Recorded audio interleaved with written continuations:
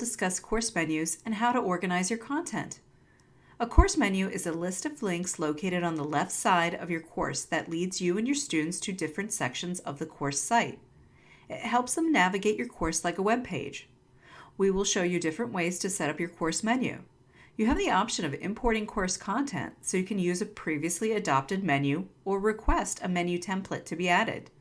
Lastly, we will show you how to add new items to a course menu, specifically content areas, tool links, and web links. Hi everybody, I'm going to show you how to build a course menu. So when you get your shell, it's a little naked. You've just got these student resources here. And our department doesn't really recommend you putting anything in them because they're the same in every single course. So if you put a lesson item like a test or a PowerPoint, they're going to have to remember to scroll all the way down here and find it. It's going to be a little bit hard. It's best for you to create or use a menu template that is ideal for your course and has all the information. And when you create your menu and you build your menu template or use an existing template, you want to make sure that these are at the bottom. So if you look carefully, when I hover over this, you get a little cross and you can move and drag and drop items. When you build everything or you copy something over, make sure those are at the bottom because we want your content center stage. All right. You can drag and drop these items or use these guys to move things up and down and hit submit. This is cool when you have to change a lot of things, but we're getting ahead of ourselves. Let's talk about how to get content in that class and create great spaces for online or in-person or live online learning. So we've got 3 options to dress up this shell. First, you can copy content over from a previous semester. And I don't mean you have to go to every little item and copy it over. You can do it like that. Or you can tell us to do it like that. So you got 2 options. If you want to copy content over from a previous semester, if you absolutely loved your course and your student loved your courses, let's do it again. So course copy tool here will give you a list of other courses that you've been enrolled in, and it'll allow you to copy that content over. If you need additional training on this tool, email us at elearning@rcsj.edu. Also, like I said, you could have us do it. We'd be glad to do it. So what you want to do is go to the faculty homepage. So here we go on the portal and go to eLearning course copy request. It's very easy for us. We'd be glad to do it. We also make sure those resources are on the bottom there. We double check to see what's copied over and we'll get it to you within 1 business day. And it's one less thing that you got to worry about. So that's how you do a course copy. Either you do it or we do it. Another option is we highly recommend using our department template. Now, this is already created. And once again, super simple to have us pop it in your course. And it gives you kind of a springboard of where to go with how to organize your content. And a lot of other instructors are using it. So it's going to make it easier for your students to say, hey, I've taken 4 courses that look like this. This one's going to be easy. So that's good. Win-win. The course template, if you haven't used it before, has all the cool tools all the popular kids are using. So you land on the announcements page. So students see the most up-to-date information on your course. Has a place for your syllabus, has these learning modules. If you're not familiar with these, it's a series of folders, and each folder can contain a lesson. So in a module folder was where you would put, let's say, an overview of what you're doing that week, any graded activities like assignments, essays, tests, things like that, where you would put your lesson materials. And even if you're face-to-face, this is a great place to post slide presentations, things like that, so students have those resources available to them after the class has ended or that lesson for that week has ended. We provide 15 folders, but if you're teaching a 7-week, a 10-week, you just delete the extra ones. No big deal. You can edit these folders, label them what you want, like your chapter title or the topic, maybe even add a couple bullet points about what you'll be teaching that week. In case students don't remember what exactly was taught in week 3, they'll remember, oh, we talked about the thesis statement, or we talked about nutrition or cholesterol or something like that. in order to organize these, I see people do them in 3 different ways. The way I prefer and the way a lot of people like is by date. So each module is a week and students go to one place for everything they need to read and complete for that week. Other subjects kind of like to use their textbook or their topics that they're using. So module 1 doesn't necessarily have to be week 1, but it could be the subject for that week. So let's say you're studying the heart in the first week. It's heart and the circulatory system, and all the material on that subject goes in there. So those are a couple ways to do the learning modules. We have a discussion board. Now this is a tool link. You'll hear me use that phrase again later. To your discussion board. Because it's a very popular thing in online and live online and hybrid courses, we add that link. If your course doesn't use it, you can delete it or you can hide it. If you don't need it, this is one less thing for you to scroll by and one less thing for your students to get confused by or scroll by. Then we also have something for the course assessment. That is a place where you can put a link to that end of the semester survey. Some people like a dedicated spot in the course shell. Some people like to send it out as an announcement. That is totally up to you. Next, we have a section with some course tools. So we have a place where you can put your contact information, your office hours, the best way for students to contact you, and maybe even a little bit about yourself. We have a link to Zoom meetings. Even if you don't, once again, if you don't use Zoom meetings in your course, if you meet face-to-face and have no need for them, you can also hide or delete this link. But if you want to maybe use it for an optional meeting for your class, you can schedule it in here. Zoom meetings are a great way that you don't have to manage links. You don't have to move things around. You don't have to post anything. It's basically the students click Zoom meetings and click join, and magically they're in the meeting. If you need additional training on Zoom and Zoom tools, guess what? Email us at elearning@rcsj.edu. Next, we have the course messages. Once again, if you don't use course messages, you can hide or delete it. This is about customizing to your class. Course messages are pretty cool because it's a little email system in your course. I don't know about you, but my email is a huge abyss and things can get lost.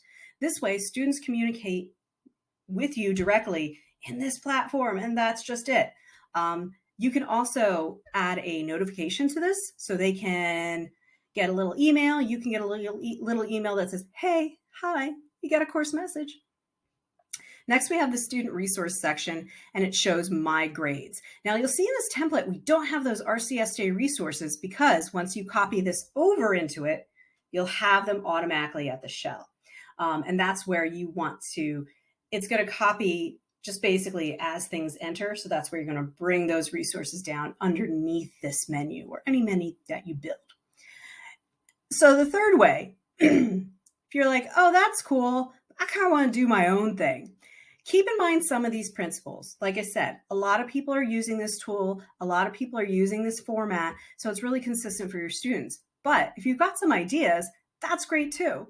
What you can do is build your own menu. Now, here's something that we've already clearly used that menu template, but I'm going to show you 3 things that you can do to add things to this template. Using this little plus sign, you can add things like a content area, a tool link, and a web link. Those are the 3 most popular items used in menus. So a content area is something that is where you put stuff. So you can curate lessons or you can curate resource guides for students. So let's say I'm going to do APA research.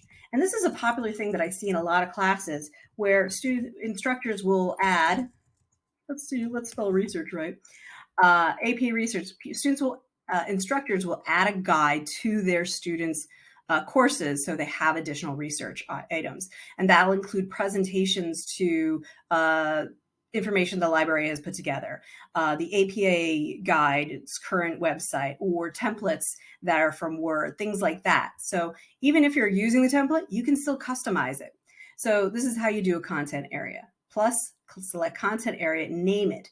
By default, Blackboard does not make these items available. You need to click available to users, all right? And then it'll appear at the bottom of the menu.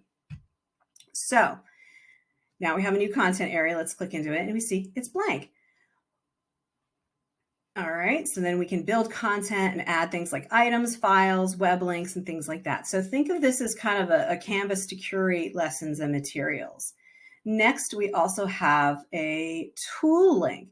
Now, a tool link is for things that are automatically in Blackboard. So things like a discussion board or course messages. Well, we already got that there, but if you wanted to add it and you're doing your own thing. And Zoom meetings and things like that. So if you're starting from scratch, this is where you'd find all of those tools. On a side note, if you are a first day class, chances are you're going to need a course materials tool link. All right, check with your publisher. First day are those classes that come with the textbook included in tuition. The course materials link is one of the main ways a student will access the opt-in, opt-out option. And access their textbook. So if you are a first day class, you may need to add a course materials link to your class to provide students access, but always check with your publisher to see if that's the way to do it. So we have the course tools. Once again, you can name it. I would probably take the name it actually is because that's going to be more consistent across the board between classes. The other option is, so cancel that. The web link. This literally will put a web link to a website on your menu. So once again, let's talk about research. If you want to just straight go to APA's website, you can do that. Some instructors will even use that as a direct link to certain departments like academic support or certain aspects or the library. Another thing would be if you were an OER class, this is a great place to put a web link to your student's textbook. So if you're OpenStax, take that website to the main textbook, pop it in here, title it textbook or the title of the textbook, and then you'll be able to have a direct link to it. All right. But once again, you see that everything kind of comes at the bottom of the page.